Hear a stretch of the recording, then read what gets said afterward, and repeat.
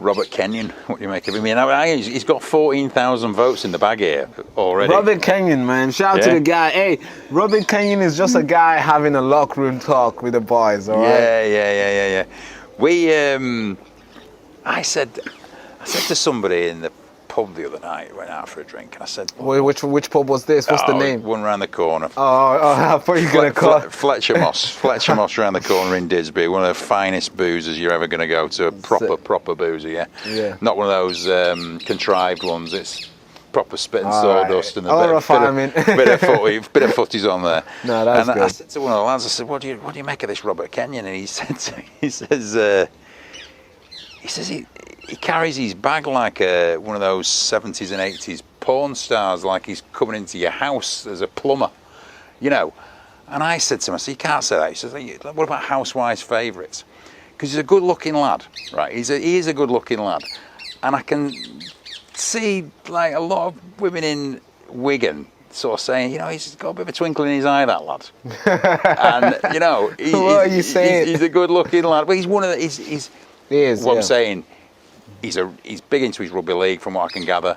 He's a local lad. He's got a twinkle in his eye, and he's one of the lads. He's just Wigan through and through, isn't he? Yeah. I think reform can do better with. But I think that carrying the background people's houses and stuff, it just looks like, oh, damn. but that's the pitch. Yeah, it is. You have to remember that's the pitch. It is the pitch. This is the brand. Yeah, absolutely. And they fought through it hard.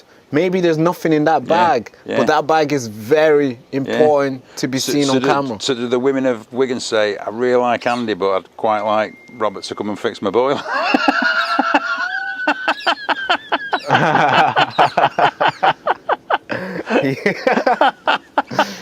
Well, obviously that's the locals, you know, concerns, I guess. Yeah. But they're gonna have to take up on that. And Robert Kenyon, I think I don't have much to say really bad about him, to be fair. I think this is, you know, a guy who you probably play football with and enjoy some good time with. Yeah. I have nothing, you know, really. I know not much criticism. I know he said some stuff in the past. I mean, come on. But if you look at every single boys, they've obviously said something. But here's being serious a bit, and I do retract the porn star. I shouldn't have put that in. And sorry, Robert. But you'll probably, if anybody watches this, I'm sure your mates will laugh at that. And it wasn't dealt with any malice at all. I should make that clear. Show me a lad at 32 years old who was given Facebook sort of 16 years ago, 2010. Yeah. Show me a lad at 16 who hasn't made a mistake on social media that you could track back and say, what did you say that for? You know, you were drunk that night. You know, it's sort of that. And here's the big thing. Yeah. Do you want people in politics who've made mistakes? Or do you want people who are risk averse, who've never made a mistake? Who do you want? I think you obviously want somebody who has made a mistake, for sure. Yeah, because you only learn through your mistakes. Yeah? Exactly. And plus, if somebody's representing you who learns the risk of making a mistake, they think hard and they take a lot of measures to make sure the decision that they make does not affect. Yeah. Well, I use the phrase "the finished article" many times, and particularly with young lads and stuff. Like, you're 24, you're not the finished article. When you're 35, you will be completely the finished article. 33, 35. Robert Kenyon is now probably coming into being the finished article of what he is, but he's had to make a lot of mistakes all the way through that. And I think if you're entering an election and you're getting the kitchen sink chucked on you by something that you said 10 years ago, that's not doing a service to the UK, because that then stops very experienced people who have made mistakes coming into politics to sort out the problems. Does that make sense? Yeah. It makes somebody who has, let's say, I don't endorse. Oh, God, I was gonna say something, but I don't endorse any sort of violence towards women or anything. I don't endorse none of that. I don't think he does either. I don't think he does. Let's say there is a guy out there who's sitting, who knows how to fix this country, Yeah. And he made a Facebook post, or maybe his ex-wife might have reported him. Yeah. With a quick Facebook post in 2014. Yeah.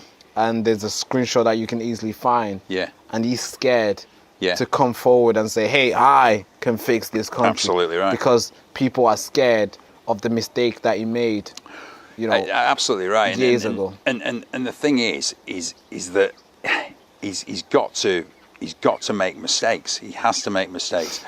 And I believe he has apologized. Is that right? I think obviously you have to see who this person really is. This is Carol Vorderman. She's of course, very pro-Labour type of woman. Yeah. And she's obviously endorsed that. So of course, she is in her favor. It's in her party's interest. Yeah. To blow it out of proportion. I do, but I think there's I don't know. It's a stupid comment. It is. It's a silly comment. How old was he when he made this? I don't know. But he's a young lad. I don't know why people would make that kind of comment online. Who do you think is going to see that? I think it is. My experience of dealing with young lads and people. Young lads are after validation, and they operate in hierarchies, right? Particularly at that sort of 20 to 25. In your age bracket now, you see them all. They're in the gyms and stuff. Hey, what do you reckon, bro? In it, bro? All that sort of stuff. And I think it's a bit of that.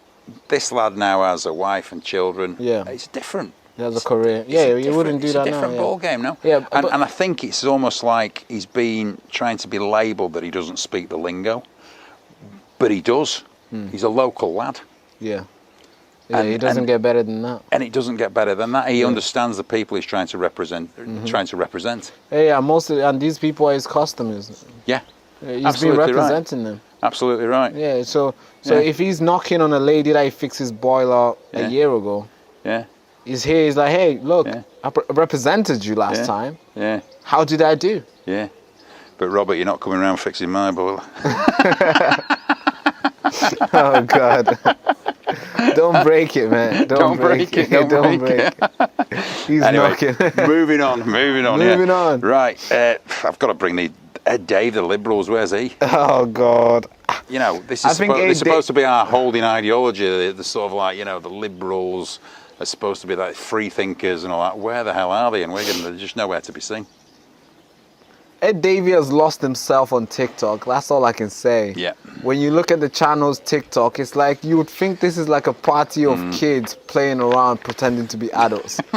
I see Ed Davey doing slides. I see Ed Davey doing push on the trolley. I'm like, please, what's going on? And I guess they're liberal, right? Just, they're doing whatever they can and non-confrontational. They don't like confrontation. He doesn't like to engage in but he likes to confront people. He likes to confront people. He doesn't like to be confronted. He's non-confrontational, He's like one of those guys who just wants to play. Classic.